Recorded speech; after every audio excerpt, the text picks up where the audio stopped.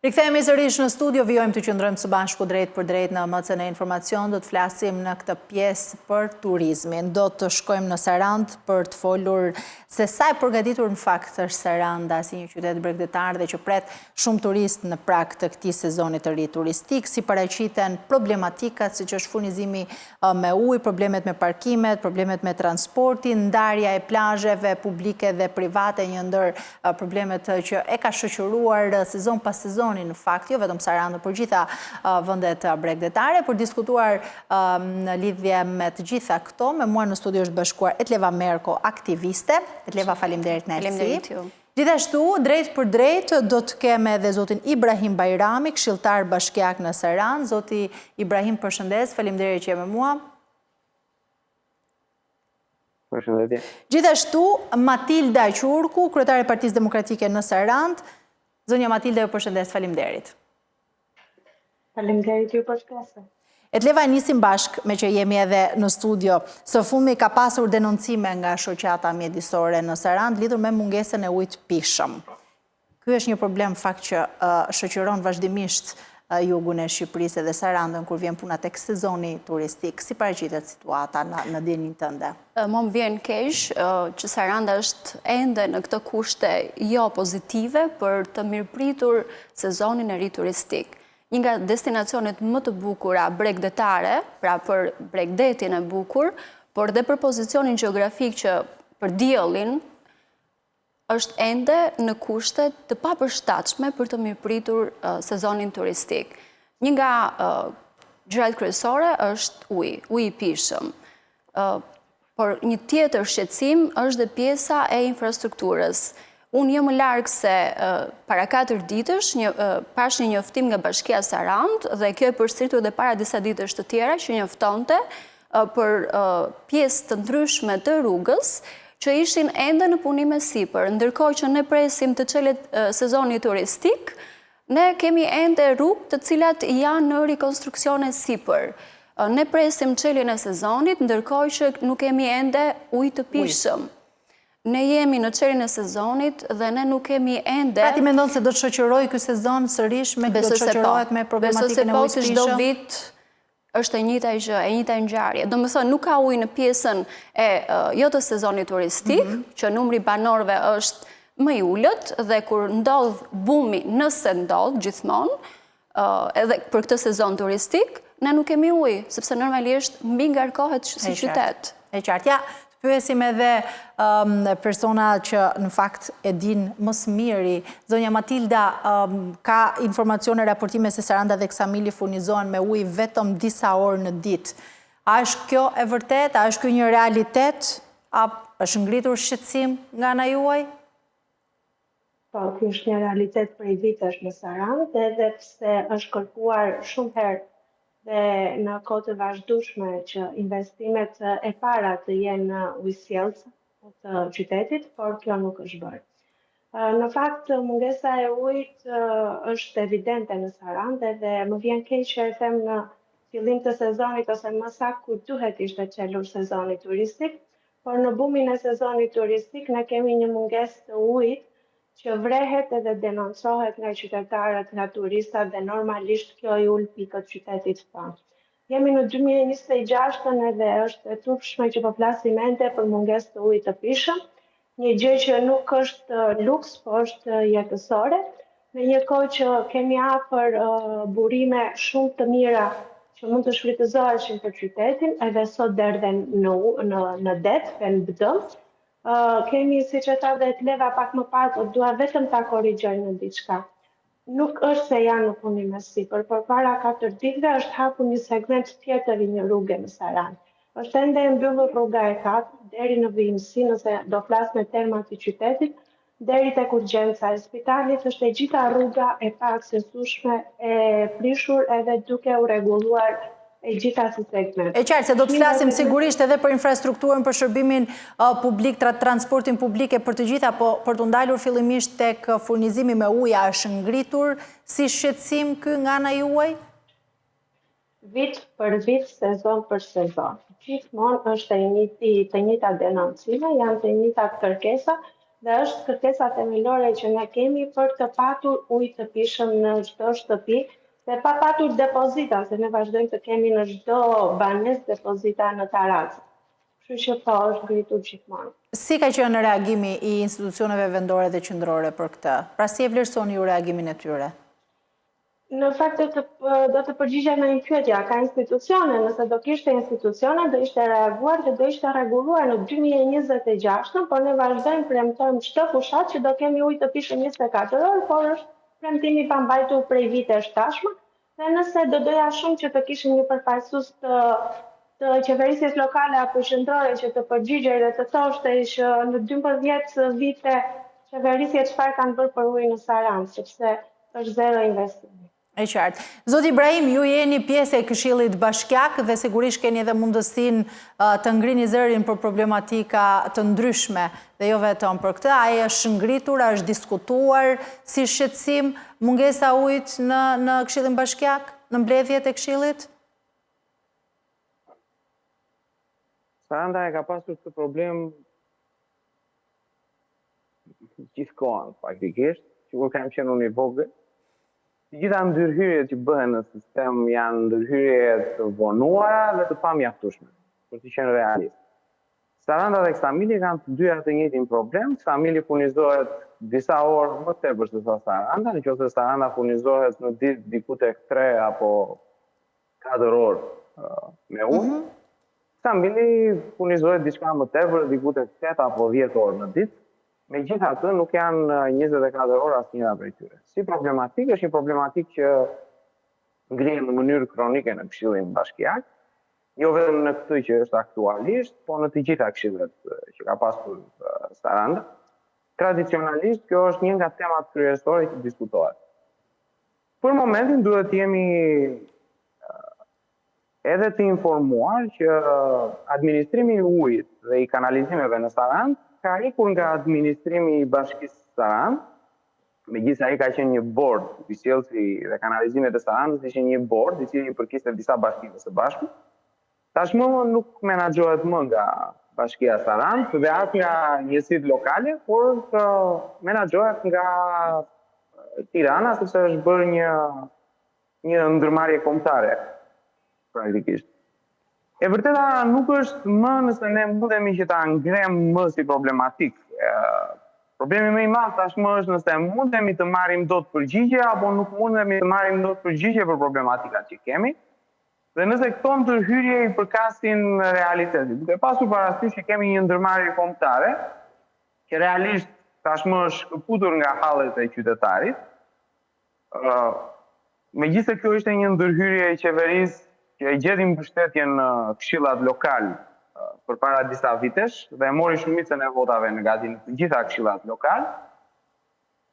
Tashmë me buzën të varur, qytetarët lokal e gjejnë veten të papërfaqësuar dhe të papërgjigjur për hallet e tyre. Pra nuk është marrë asnjë masë konkrete, a ka ndonjë masë që është marrë nga gjithë të diskutimet që bëhen?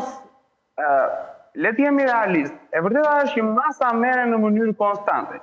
Sa kohë mbaj mendun, ndërhyrje ka gjithkohë në sistem. Janë hapur gropa të reja në Sarandë, gropa të reja furnizimit, domethënë puse uji, të cilat gjithkohën janë ndërhyrje të vonuara dhe të pamjaftueshme. Po pse jemi ende në këtë situatë?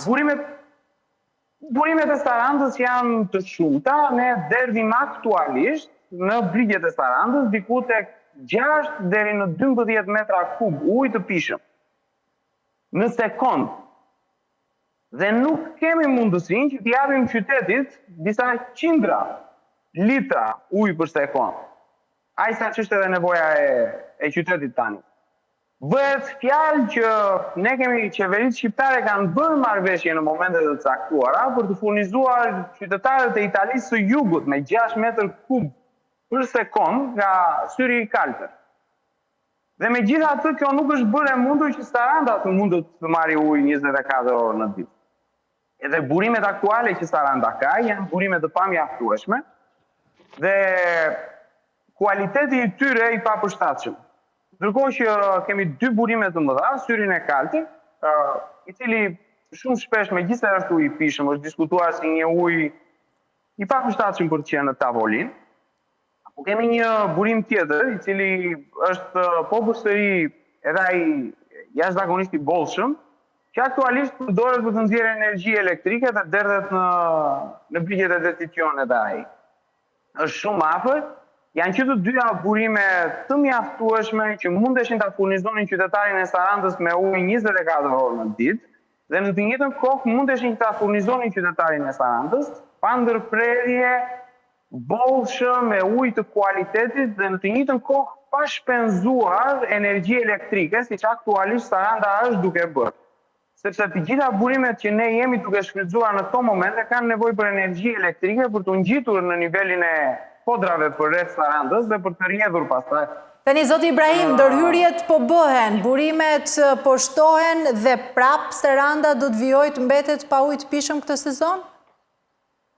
Siç e thash, burimet janë të shumta, ndërhyrjet në sistem janë gjithkohën edhe ato të bollshme, por se janë të pamjaftueshme në këto momente për të zgjidhur problemin e Sarandës me ujë 24 orë në ditë.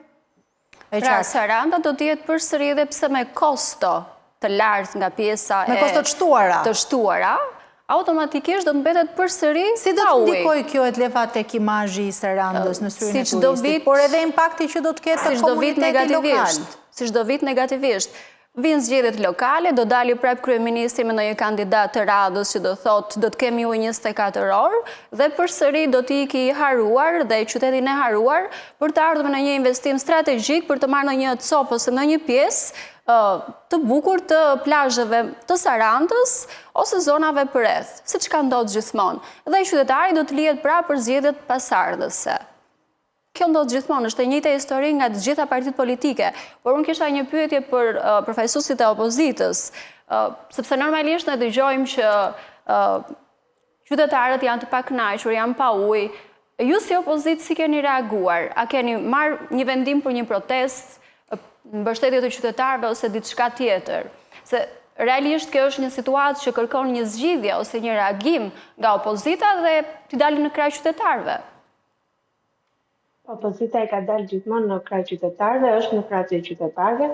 Ne jemi në protesta të vazhdueshme, në denoncime të vazhdueshme, por zgjidhja nuk ja japim ne mund të japim propozime, siç dhe janë bërë në këshillat bashkiake nga përfaqësuesit tanë, dhe siç janë dhe diskutimet që janë bërë, apo dhe siç janë marrë vendime kur PD-ja, Partia Demokratike ka qenë në pushtet dhe ka bërë investime kolosale në rrjetin e ujësjellësit, siç është ai Ksamili që siç e tha dhe zoti Bajrami, që Ksamili furnizohet më tepër se sa Saranda me ujë, fal investimeve të bëra nga Partia Demokratike.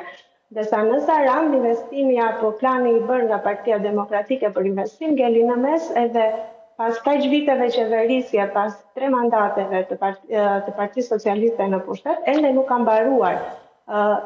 Investimet që bëhen apo ndërhyrjet në rrjet janë spontane, aty ku prishet, aty ku ka problematikat ne i dim, e cila do të ishte një spunto, një reagim nga opozita. Le të mbaroj, të lutem. Unë të thash se ti ke qenë pjesë e jona dhe di shumë mirë që reagimet opozit jam edhe sot unë, zë opozite jam. Patjetër. Gjithmonë ka patur reagime, ka patur edhe protesta, ka patur edhe bllokime, gjë që nuk ka reflektuar në zgjidhje, sepse zgjidhja nuk është nga ne, është nga ata të cilët kanë në dorë të bëjnë tenderat, të vendosin se ku do shkojnë taksat e qytetarëve, si do administrohet qyteti dhe si do jetë përparësia problemeve që ka qyteti. Këto janë të pasgjithshme dhe unë nuk di të them se si do t'i zgjidhin. Unë di të them që prioriteti Partisë Demokratike do të jetë zgjidhja e këtyre problemeve dhe pa diskutim që një nga problemet e para që ne do zgjidhim në rast se qytetarët na besojnë me votën e tyre për të na dhënë drejtimin e bashkisë, edhe të qeverisë do të jetë gjithmonë zgjedhja e ujësjellësit, sepse nuk mund të vazhdojmë të flasim edhe sezonin e 2027-t që në Sarandë do të ketë përsëri ujë 24 orë. Ajo duhet të ishte zgjidhur prej vitet shtashme, depozitat nga tarasat e Sarandës duhet të ishin hequr. Kështu që kjo është një gjë që i ngjelet pushtetit për turp të vetë që nuk e ka bërë, dhe edhe për turp më të madh kryeministrit apo kryetarit të bashkisë që do vazhdojnë të premtojnë ujë 24 orë për qytetarët e Sarandit dhe të Samirit. Edhe diçka tjetër se unë kam parë gjithkohës që kur mblidhet Këshilli Bashkiak në Sarandë, të dyja partitë politike më të mëdha bien dakord dhe në konsensus për shumë marrëveshje, të tjera dhe nuk e di pse s'bien në marrëveshje dhe konsensus dhe zë për këtë çështje që është shumë e rëndësishme dhe jetike për vetë ata që jetojnë në Sarandë. Zoti Ibrahim është pjesë e Këshillit Bashkiak dhe mund përgjigjet për këtë sigurisht. Do doja që të thosha se e vlerësoj pyetjen e Tlepës në fakt, të them të drejtën, por do të jemi paksa realist. Uji është në çezmat e të gjithë qytetarëve të Sarandës dhe të Ksamilit problem në këto momente. Do të kemi parasysh që ndërkohë që ne jemi duke folur, qeveria mburet edhe deklaron si arritje të mëdha shtimin e numrit të shtretërve, të dhomave për turistat, të kapaciteteve mikpritëse që Saranda ka. Megjithatë, ndërhyrje në sistem për të shtuar ujin në tavolina nuk ka, jo në këto momente. Nuk ka asnjë lloj strategjie jetë gjatë, e cila të mundej të realizonte këtë nevojë me ujë 24 orë. Për sa i përket pyetjes për opozitën. Tani, opozitë në këto momente është çdo qytetar i Sarandës, qofshin ata të majt, të djathtë, qofshin ata edhe kryetarët të partive socialiste apo ku di unë se çfarë, se problemi me ujin nuk është zgjidhur për askënd në Sarandë. Nuk është se kryetari i bashkisë do ketë në Sarandë 24 orë ujë. Edhe ne të tjerët nuk kemi. Që gjithë janë me të njëjtin hall. Ne përpiqemi që ta zgjidhim hallin e turistit sarandiot me depozita dhe të pafundme. Jo të turistit, të qytetarit të Sarandës rast të parë. Se sa probleme. Po sigurisht më që e Sleva, e vërteta është që ne përpiqemi për të dyja këto, po turisti në fakt është një instrument me të cilin qytetari i Sarandës përpiqet të mbijetojë. Duhet ta kesh parasysh këtë gjë, investimet në Sarandë, zhvillimi industrial në Sarandë është zero në këto momente. Nëse në kohën e komunizmit ne kemi pasur diçka, edhe më vjen keq mua si përfaqësuese i Partisë Demokratike të them këtë gjë. Ne kishim më shumë gjëra, më shumë kapacitete, më shumë mundësi në Sarandë në kohën e komunizmit dhe nuk i kemi tani. E kuptoni domethënë se në çfarë problematike që jemi, nuk është vetëm për ujin kjo çështje. Ne kemi më pak fusha futbolli sot në Sarandë, se sa që kishim në kohën e komunizmit. Ne kemi të dyja shkollat që Saranda është... E qartë, Zoti Ibrahim, po pare se të shkojmë tek futbolli duhet të pim ujë. Sistemi komunist, i njëjti ujë, i njëjti burimi i ujit, që ne jemi duke shfrytzuar, është i njëjti burimi i ujit që është hapur në atë kohë. Janë shtuar disa depozita aktualisht në zonat përreth, disa puse, të cilat japin ujë në mënyrë të pamjaftueshme. Dhe nuk munden të kënaqin dot se nevojat që qytetari i Sarandës ka në këto momente. Pra nuk është çështje këtu tani pozit apo opozit. Qytetari i Sarandës ka një hall jashtëzakonisht të madh që qeverit, qofshin ato të cilat do, në këto momente nuk munden dot që t'i përmbushin dhe t'i realizojnë. Janë duke i rënë në qafë qytetarit, turizmit, të ardhurave shqiptare në fund të fundit, sepse Saranda është një nga portat kryesore ku turizmi vjen. E qartë, ndërkohë, zonja Matilda... që ky nuk është vetëm problemi i jonë, është edhe problemi i juaj. Edhe ju vini në Sarandë në këto momente. Sigurisht, ky është problemi të gjithëve, por i atyre qytetarëve që e përjetojnë çdo ditë një problematik kaq madhore sa ç'është mungesa ujit të pishëm. Ndërkohë nga ana tjetër, zonja Matilda, Saranda është edhe e pistë. Pse ndodh kjo? Është nga mungesa e ujit apo ka një urdhër politik kundër higjienës në Sarandë? Për te ujit që në fakt ne folëm për investimet, por nuk e thamë që në Sarandë nuk ka ujë të pishëm. Ka ujë në çezma i cili përdoret përgjithsisht për të lartë se as për të gatuar nuk përdoret. Njerëzit e Sarandës shkojnë në mbushin në përburimet më afër, por po kthehem tek pastërtia e qytetit. Në fakt, tendera për pastrimin e qytetit janë shifra shumë të larta, që do t'i kishte zili qyteti më i madh evropian, por Saranda momentalisht nuk mund të themi se është e pastër, sepse është e gjitha me rrugë të prishura njëherë, dhe detyrimisht kjo sjell pluhur. Pastaj vim të abuzimi që vetë institucionet që janë përgjegjëse për pastrimin e bëjnë, sepse nëse në tender shënohet që do pastrohen 3 herë koshat e mbetjeve pastrohen vetëm 1 herë, nëse po flasim për ndarjet e rrugëve, ato mund të bëhen me luks ose po erdhi kryeministri do bëhen nga fillimi në fund të qytetit, në rastet e tjera nuk bëhen fare, kështu që është totalisht abuzimi i pushtetit me tenderat dhe me lekët e taksave të qytetarëve. Ne po flasim në fakt sikur po jetojmë në një vend ku kemi një qeveri të pushtetshme dhe një qeveri që është e përgjegjshme për pushtetin që ka. Por jemi duke folur për një qeveri qendrore dhe lokale të pa përgjegjshme. Jemi duke folur për njerëz që nuk e duan qytetin, por duan vetëm xhepat e tyre. Jemi duke folur për disa njerëz që jetojnë këtu, por jetojnë këtu 2 ditë të javës edhe 5 të tjerat jetojnë jashtë qytetit. Kështu që po flasim për njerëz të cilët duan ta shkatrojnë Sarandën. Më vjen keq që tema jonë sot është për turizmin, në fakt se do doja shumë si një vajzë Sarande që më dhem shumë Saranda, të flisja me superlativa për vendin tim, të bëja thirrje që të vinin të gjithë turistët në Sarandë, se Saranda është një mrekulli natyrore, por më vjen keq që jemi në kushtet që Saranda është kthyer në stres. Është kthyer në stres për ne, është kthyer në stres për turistët që aktualisht janë, se duhet ta themi që turista në Sarandë ka gjatë gjithë vitit. Jo aq të mëdhenj në numër sa janë gjatë sezonit që hap bashkia qershor korrigues, se kaq 3 muaj e kanë sezonin ata, për kaq mjaftojnë. Shënojnë ato hyrje daljet e të turistëve ditor, madje ata i duan edhe më shumë, sepse ata thjesht i rrisin statistikat dhe nuk i lodhin kokën me ankesa. Por Saranda duhet të kthehet në një destinacion 12 muaj viti. Por kemi rrugë shumë të gjatë për ta bërë këtë gjë. E të leva imazhi i Sarandës me gjithë këto problematika, si shihet nga turistët? Sigurisht nga turistët vendas, por edhe nga turistët e huaj. Pavarësisht gjithçka jonë realisht e dua të qytet. Është vendi ku unë gjej vetveten. Por më vjen shumë keq, unë para 3 ditësh kam qenë në Dubrovnik dhe do të marr një detaj të vogël që u sjellsin më të vjetër, ata e kishin rikonstruktuar dhe kishin vendosur përsëri në qendër të qytetit të vjetër të Dubrovnikut dhe ti mund të pije ujë gjatë gjithë kohës nga burimi aty. Ndërkohë që gjithë ujin e qytetit e kishin të filtruar dhe ti mund të pije ujin e çezmës.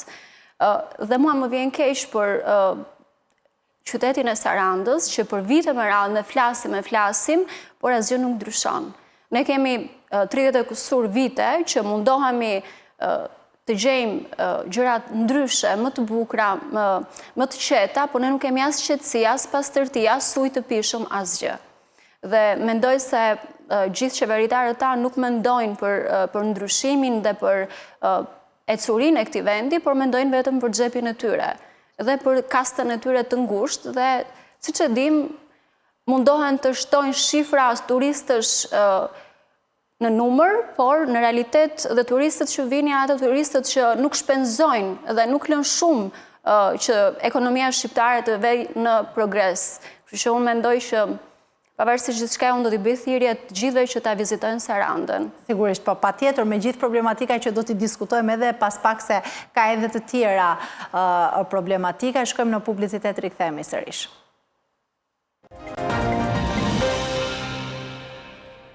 Rikthehemi në studio, po vjojmë të flasim përse përket sezoni turistik që do të vi për pak ditë, në fakt po flasim për qytetin e Sarandës, por në prag të çdo sezoni turistik është mirë të diskutohen edhe gjitha problematikat me cilat ndeshen qytetarët e vendit, por edhe turistët vendas e të huaj që vizitojnë Shqipërinë. Zoti Ibrahim, ndërkohë një tjetër problematik e dukshme në Sarandë ka qenë edhe për parkimet. A janë marrë masa konkrete për sa i përket menaxhimit të parkimeve, menaxhimit trafikut, çfarë do të ndodhë në këtë sezon? U flisnim në fakt për pastrimin, edhe nuk e pata mundësi që të thosha 2 fjalë, edhe vërtet që duhet të them 2 fjalë. E vërteta është që Saranda shpenzon shumë amarament se financiare për të pastruar, për të siguruar pastërtinë. Saranda është shumë më e pastër nga sa ka qenë vite më përpara, megjithatë në këto momente nuk është as afër pastërtisë me të cilën turistat përballohen në anën tjetër të kufirit. Ne jemi dhe në këto momente pa mjaftueshëm të pastër. Do të kemi parasysh që pastërtinë e realizojnë firmat me tendera që jo organizon bashkia, po pislëku nuk e bën bashkia, pislëkun e bën njerëzit. Dhe megjithëse koshat gjenden kudo rreth e rrotull Sarandës, ka një fenomen me të cilin përballemi që të gjithë, si ju aty ku jeni edhe ne këtu në Sarandë, qytetarët që i hedhin plerat vëndet e pa vënd, dhe kryesisht pa vënd, dhe mua më vjen keq që ne nuk kemi asnjë ndërhyrje aty në rrënjën e pjesë barit tek fëmijët e vegjël, për të ngritur paksa dëshirën e tyre për të qenë më të pastër, për të ngritur paksa përgjigjen e fëmijëve, angazhimin e tyre. Zoti Ibrahim, pa dashur të mbroj qytetarët, se sigurisht kanë pjesën e tyre të përgjegjësisë për ta mbajtur pastër, jo vetëm Sarandën, po të gjitha ambientet ku jetojnë, po jemi ne të njëjtët persona, e Leva po më thoshte pak gjatë publicitetit, që kur ishte në Dubrovnik nuk guxonte të hidhte një letër në tokë. Pra pse qytetarët shqiptar, e konkretisht ata qytetarë për cilët ju po flisni, kur dalin përtej kufive të Shqipërisë nuk i hedhin letrat në tokë, ndërkohë që këtu ndodhe kundërta. E kam të vështirë të jap unë përgjigjen për këtë gjë. Po unë shikoj që disa nga vendet më të pista që ne kemi në këto momente në Shqipëri janë oboret e shkollave. Punohet në mënyrë të pandalshme për t'i pastruar oboret e shkollave dhe përsëri ato bëhen pis. Nga kush? Nga fëmijët tanë. Fëmijët tanë duhet jenë më të përgjegjshëm në këto gjëra. Ne jemi prindrit e tyre, nuk i edukojmë sa duhet, po dhe strategjitë shtetërore në këto momente janë të pamjaftueshme për të siguruar këtë lloj gjëje, një ndërhyrje tek rrënja e problemit. Ata do të jenë nesër qytetarët e Sarandës, ata do të jenë nesër qytetarët e Shqipërisë, ata do të jenë nesër drejtuesa e këtij vendi. Ata janë njerëzit të cilët ne aktualisht jemi duke bërë gjithçka për t'i mësuar me sa më shumë plera rreth e rrotull. Dhe duket qartë asgjë që edhe nëse të rriturit janë paksa më të përgjegjshëm në momentin që kalojnë kufirin, fëmijët janë pra fëmijë dhe njësoj. I hedhin plerat edhe në anën tjetër të kufirit. Ne duhet që të fillojmë edukimin nga fëmijët. Më vjen keq që unë duhet të filloj të flas këtu për edukimin, po ne kemi atë po aq problem të madh, sa që kemi dhe problemin e pastrimit. Është më e kollajshme ta mbash diçka të pastër, se ta pastrosh atë gjë. Për të mos folur këtu për brigjet e detit, janë të mbushura me plera ato. Ato plera që diskutonim ne që kishin shkuar në bregun e Dubrovnikut, kishin vajtur aty nëpërmjet detit. Është vërtet. Dhe ato ishin vetëm plera të cilat nuk fundosen në ujë. Ishin plera të cilat lundruan deri në Dubrovnik. E mendoni se sa janë toneladat e plerave që derdhen nëpër ujëra, në brigjet e deteve që ne kaq shumë i duam, kaq shumë përpiqemi që t'i mbrojmë. Dhe t'i pastrojmë në breg det, që pastrohen si nga privatët, ashtu edhe nga shteti, edhe her pas here kemi vënë re që edhe ushtria ndërhyn për t'i pastruar ato, dhe megjithatë mëngjes për mëngjes kur shkon në plazh, megjithëse është i mbushur plazhi dhe me të huaj, plazhet fillojnë përsëri të bëhen pjesë, dhe nuk bëhen vetëm nga shqiptarët, bëhen edhe nga të huaj. Mendoj se vetë bashkia ose këshilli bashkiak mund të krijojë, mund të sensibilizojë me grupe vullnetare, domethënë para sezonit, gjatë sezonit, edhe gjatë vitit, mendoj të sensibilizojë grupe gjimnazistësh të cilët të pastrojnë terenin, pra në marrëveshje këshilli bashkiak, pra qeverisja lokale, në marrëveshje me institucionet arsimore, pra të organizohen me vullnetar, pra për të pastruar ambientet dhe duke i vendosur në një gjë të tillë, pra ti e qartë, kjo është pjesë e sensibilizimit edhe e kulturës e Leva, po përgjegjësia institucionale, konkretisht e pushtetit vendor, pra e bashkisë për ta mbajtur pastër atë qytet, Unë mendoj që është fillimisht e asaj, më tej sigurisht tek sensibilizimi dhe tek edukata e kulturës çdo personi. Duke patur e duke diskutuar që nuk ka kapacitete dhe numër të mjaftueshëm, mendoj që ne në këtë lloj mënyre dhe edukojmë edhe brezat, edukojmë edhe të rriturit duke dhënë mesazhe automatikisht. Pra është një marrëveshje që mund të bëhet me qeverisjen lokale, pra me pjesën e institucioneve arsimore. Kështu që shkojmë paralelisht të gjëra, pavarësisht mangësive pafund që kemi nga pjesa e qeverisjes lokale. Kështu që e qartë. Pa dashur të devijoj diskutimin, do doja shumë që të ishte vetëm ky problemi, inveturinave që hedhin fëmijët apo qytetarët. Po Sarandën e kemi të mbushur me inerte, dhe inertet nuk i hedhin as fëmijët, as qytetarët që ecin në rrugë, po i hedhin bizneset. Ne kemi një investim që në dukje është duke marrë një formë shumë të mirë tani, që është plazhi i centralit që është shtuar për të aksesuar plazhin dhe për të vënë shezlonge dhe të jenë më të aksesueshme për qytetarët dhe turistët.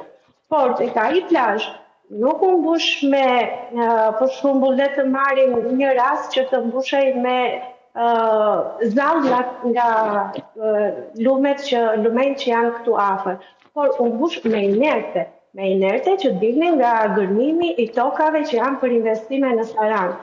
Pra, po flasim për gjëra të cilat janë shumë të ndryshme dhe po flasim për një Sarandë që duhet të edukohet brezi i ri dhe jam absolutisht dakord, ne kemi goxha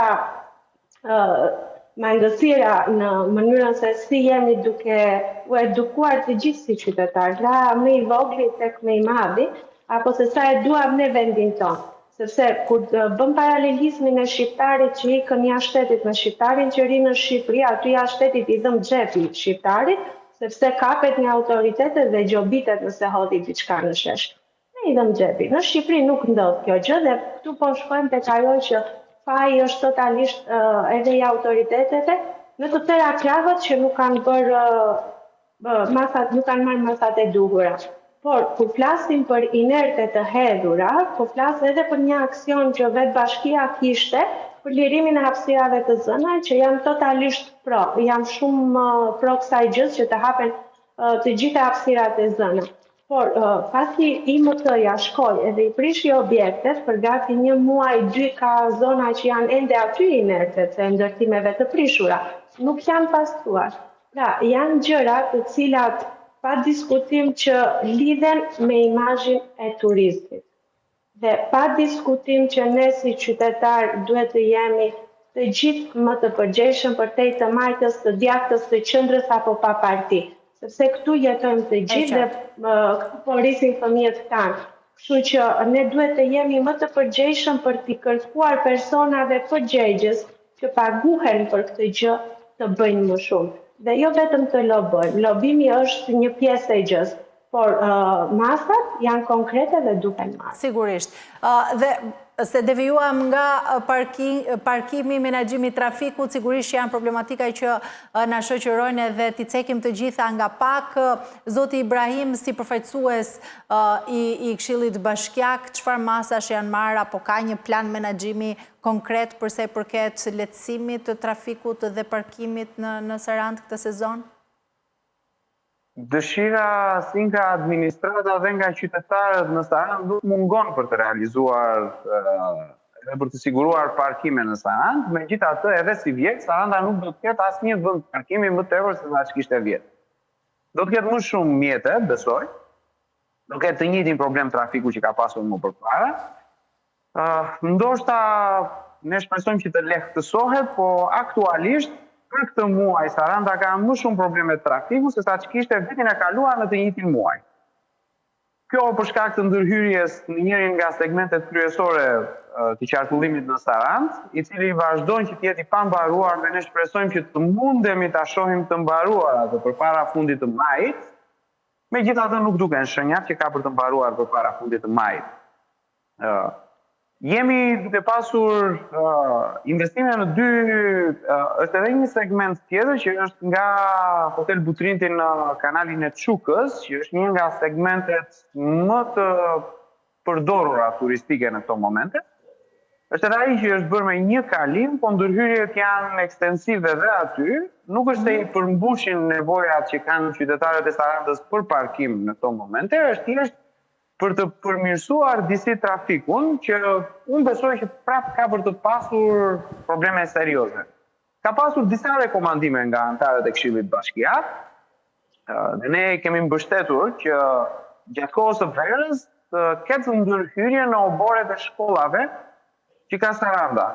Bëhet fjalë për shkollën e mesme Hasan Tasini që është në Sarandë, e cila ka një pozicion goxha strategjik edhe mundet që të përshtasi parkim për gati 120 mjete. Nuk është duke u përdorur në këto momente dhe nuk ka pasur ndonjë ndërhyrje serioze nga bashkia për ta zgjidhur këtë lloj problematike dhe për këtë sugjerim që Këshilli Bashkiak e ka bërë. Edhe 2 shkollat e tjera që kanë mundësi për parkim në oboret e tyre gjatë kohës së verës dhe që nuk janë institucione që po përdoren për gjatë verës nga studentët, mundet të përdoreshin për parkimin, të dyja nuk janë bërë të mundura as sot. E qartë. Ka pasur disa mendime nga Këshilli Bashkiak, disa rekomandime, Këshilli Bashkiak disa herë ka rënë dakord dhe ka ngritur kartonat për ta miratuar diçka. Po këtu duhet kemi parasysh që në Sarandë nuk mundet të ketë investime masive nëse nuk ka ndihmën e shtetit. Dhe për të qenë realist, Saranda është një nga qytetet e cila është e braktisur nga qeveria. Dhe jo vetëm nga kjo qeveri, më vjen keq që ta them, se jam edhe përfaqësues i opozitës në një farë mënyrë. Më vjen shumë keq që ta them që qytetarët e Sarandës për të zgjidhur problematikat e tyre, i duhet shumë shpesh të shkojnë në anën tjetër të kufirit. E qartë. Dhe këtu jo vetëm për të bërë pazarin e shtëpisë.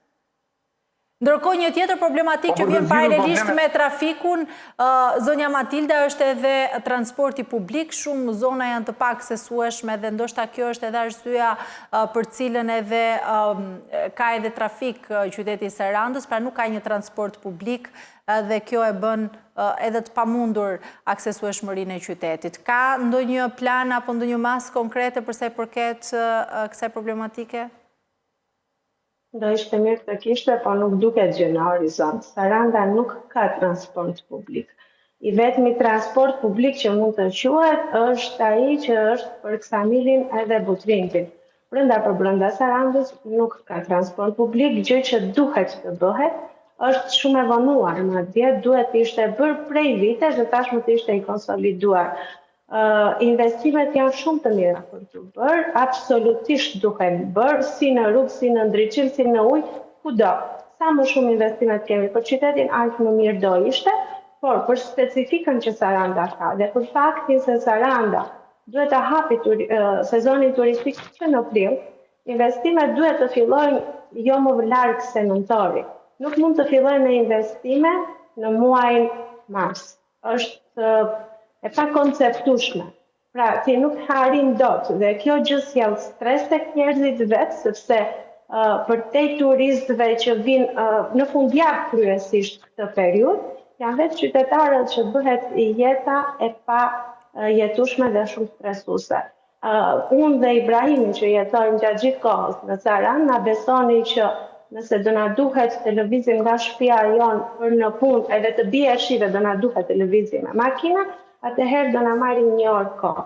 1 orë kohë për Sarandën është jo e tepërt, po ne na duket absurde, sepse për 1 orë me këmbë kalon nga një qytet i Sarandës në tjetrin. Kështu që të gjitha këto gjëra, transporti publik, apo në vendet e tjera do dukesha si ëndrimtare e madhe të thosha metrot, për shembull, a kupton? Tramet, të gjitha këto le ta themi transporti publik që të gjitha vendet e tjera turistike e japin nga më të vogla dhe më të mëdha. Unë shoh edhe uroj që të gaboj që për Sarandën ka një synim që të kufizohet kalimi i rrugëve, para rrugët të bëhen një kalimshe. Që të arrit të bëhet rrugët një kalimshe në Sarandë, do të duhet që të bëhen dhe investime shumë të mëdha për parkime. Sepse në ato rrugë jetojnë familje. Jetojnë familje 12 muaj viti, jo vetëm në sezon. Jetojnë familje të cilat, le të themi më minimale, do marrin qeskat e veta që çojnë nga supermarketi drejt shtëpisë. Dhe jo të gjithë janë të rinj që mund të ecin me kilometra. Ka moshatar të cilët e kanë të pa mundur të kalojnë kilometra të tjera me rrugë dhe rrugët në këtë mënyrë bëhen të pa aksesueshme dhe jeta e tyre shumë e vështirë. Një problem tjetër shumë i madh që hasim gjatë kohës së turizmit në Sarandë janë parkimet të cilat mungojnë totalisht dhe duke qenë se mungojnë parkimet, mjetet parkohen ku të mundet. Dhe kjo edhe më keq akoma sepse harriet dhe bllokohet totalisht trafiku. Kështu që të gjitha këto janë probleme që duhet ishin gjetur zgjidhje. Jo duhet të gjenden zgjidhje. Pra, nëse do themi që kur skadon afati ka skaduar dje dhe ne po flasim kot sot. E qartë. E Teva, si e shikon të nisje të sezonit turistik me gjithë të problematika, po edhe me to që dëgjuam nga dy qytetarë të Sarandës që edhe jetojnë edhe investojnë për këtë qytet? Unë them gjithmonë që kur ti je në Sarandë, kur kthen kokën nga Bregdeti, thua sa bukur që është, dhe kur e kthen kokën nga qyteti, thua o zot, kaos total, ndërtesa pa kriter, pa një plan urbanistik, pra pavarësisht këtyre, unë mendoj se Saranda është e bukur dhe uroj që të gjitha palët politike të investojnë në qytetin e Sarandës. Të investojnë jo thjesht për publicitet, reklam, për ato videot për votuesit e vetë, por të investojnë realisht. Pra të vinë me këmbë në tokë, të prekin realitetin, të prekin ujësiosin që nuk ekziston në shumicën e kohës, dritat që ikin në sezonin e verës. Para disa ditësh lexova në rrjetet sociale që një qen Endacak ishte sulmuar një 4 vjeçare, pra dhe ishte një shqetësim për qytetarët e Sarandës pjesa e qenëve Endacak në këtë qytet, ndërkohë që ne presim çeljen e sezonit turistik. Pjesa tjetër është trafiku i rënduar që është edhe gjatë dimrit. Imagjino se çfarë ndodh në sezonin turistik. Është më mirë të dalësh me këmbë, siç e tha Matilda, se sa të marrësh makinën për të dalë me makinë. Cilat janë pritshmëritë e tua për këtë sezon turistik? Sezoni ka nisur, unë s'kam në një pritshmëri, realisht. Por uroj që të kaloj pa incidente, pa zjarre, sepse ne përmendëm gjitha, po haruam pjesën e zjarreve, që është shumë prezent në pjesën e qytetit të Sarandës. Dhe e pam dhe nga viti që kaloi, kishim goxha zjarrvënie, kishim masa që nuk ishin marrë në kohë para çeljes së sezonit turistik, kështu që shpresoj mos të kemi incidente. Shpresoj që të jetë një sezon turistik i qetë dhe të ketë sa më shumë turist, pavarësisht mangësive që ka çdo vit. Sigurisht të ketë sa më shumë turist, zot Ibrahim, por nga ana tjetër, për shembull, bizneset gjithmonë janë ankuar për mungesë të fuqisë punëtore, turistët ankohen gjithashtu për mungesë të plazheve publike, pra një menaxhim i mirë i atyre private me publike në këtë këndvështrim. Pra si tregu i punës përsa i përket fuqisë punëtore, por edhe menaxhimi i plazheve, çfarë masash konkreta ka këtë vit për të parandaluar këto pakënaqësitë dhe problematika që shfaqen çdo sezon? Këto lloj pakënaqësish kanë për të vazhduar në qytetin e Sarandës, nuk është se kanë për të zgjidhur në këtë sezon. Të gjitha ndërhyrjet që ne bëjmë, ashtu siç e thash edhe për ujin, janë gjithmonë të vonuara dhe të pamjaftueshme.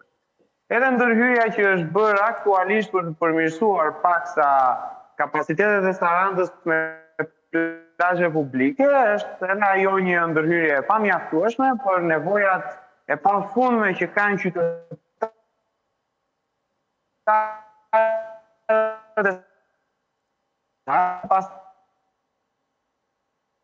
Kemi një shkëputje me zotin Ibrahim. Zonja Matilda? Pa diskutim që Saranda ka mungesë plazhesh dhe kjo jo totalisht për fajt qeverisë, këtu nuk mund të fusim çdo gjë që ka fajin qeveria. Menaxhimin e plazheve po e ka, por mungesën e hapësirave për plazhe është një problem që ka vazhduar prej vitesh edhe vazhdon të jetë. Kemi një zgjerim të zonës plazheve dhe për këtë unë jam shumë falenderuese që është bërë në fakt në zonën e centrale, sepse është zona më aksesueshme me këmbë nga vetë qytetarët njëherë, se më falni, po unë dua të flas më shumë për qytetarët e Sarandës, sepse po fokusohemi gjithmonë te Saranda për turistët dhe lëm qytetarët e saj që jetojnë 12 muaj viti këtu. Kështu që plazhi centralit që është zgjeruar dhe është kthyer në plazh me rër, është një investim shumë i mirë dhe uroj që të ndodhi për gjithë vijën bregdetare që prek qytetin me këmbë.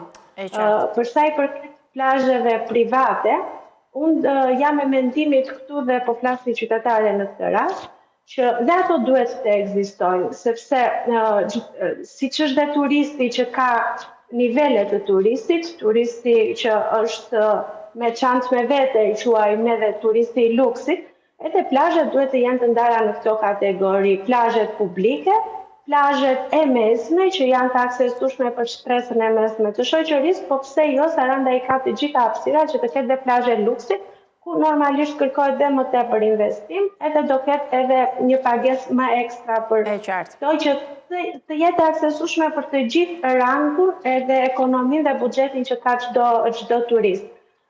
Normalisht që jam shumë e keqardhur për një pjesë që Saranda ka patur tradit dhe ato janë pllakat në një zonë plazhi të Sarandës, që tashmë nuk ekzistojnë më dhe unë si vajzë që jam rritur në ato pllaka dhe e kam kaluar fëmijërinë time në pllakat e qytetit, më vjen shumë keq që nuk mund t'ja tregoj vajzës time, po i kam vetëm foto sot, sepse janë kthyer në plazhe me rër si kudo tjetër. Dhe nëse do donim të jepnim alternativa, ne do ta kishim edhe për plazhet, nëse sot do ekzistonin pllakat e qytetit. Por kjo vjen në vazhdimësi të gjithë kulturës që ne kemi si qytetarë vetë ndonjëherë, se futemi tek ajo që tha Ibrahimi, që ndonjëherë jemi të keqët e vetes. Por që për plazhet ka mungesa patjetër, duhet administruar dhe më mirë, ka vend për përmirësim, por që turistat jam e bindur që edhe si vjet, për çdo gjëje që ne tham, do kënaqen dhe do ta shijojnë Sarandën si atraksion turistik që jep shumë. E qartë, Zoti Ibrahim, për ta përfunduar atë që nisëm, po të lutem pak shkurt se jemi në fund. E vërteta është, siç e thash edhe më përpara, Saranda ka një bregdet shkëmbor, i cili nuk i jep mundësitë për plazh për të gjithë turistat që ne kemi këtu, kështu që gjithmonë ka pasur ndërhyrje si nga privati dhe nga shteti për të përmirësuar kapacitetet e Sarandës me plazhe. Ka një ndërhyrje aktualisht nga shteti për të përmirësuar disi plazhin e Centralit, i cili dhe ai është një plazh i cili është krijuar si rrjedhore ndërhyrjes si qytetarit edhe të qeverisë. Problemi që Matilda përmendi pakës më përpara që mbushjet janë me inerte është një problem real i cili ka dëmtuar si jetën brenda ujrave, atë edhe problematikën e turistit që është jashtë ujrave. Një mesazh tani për turistët, Zoti Ibrahim, se me probleme i diskutuam të gjitha, ndoshta një mesazh të fundit për qytetarët e Sarandës, por edhe për gjithë ata që duan ta vizitojnë Sarandën. Po, unë do të uroja që të na bujtin një herë në rast të parë, të kemë dëshirën të vinë në Sarandë, të vinë me zemër të mirë këtu tek ne dhe ne përpiqemi që të gjithë t'i shërbejmë atyre me zemër të mirë dhe të krijojmë kushtet sa më të përshtatshme për ata dhe në rast të parë, në fakt edhe për veten tonë, sepse Saranda është një nga ato qytetet, të cilat gati 100% kanë shitur rehatin e tyre për siguruar rehatin e turistit si instrument kryesor për të ardhurat e qytetit. Kështu që i mirë se ardhim që të gjithë këtë sezon në Sarandë dhe ne jemi duke u përpjekur që ta bëjmë atë sa më të mirë dhe sa më mikpritës. Zoti Ibrahim, faleminderit, zonja Matilda, faleminderit, ishte kënaqësi, Etleva faleminderit. Faleminderit. Shkojmë në publicitet bashkë, rikthehemi pas pak.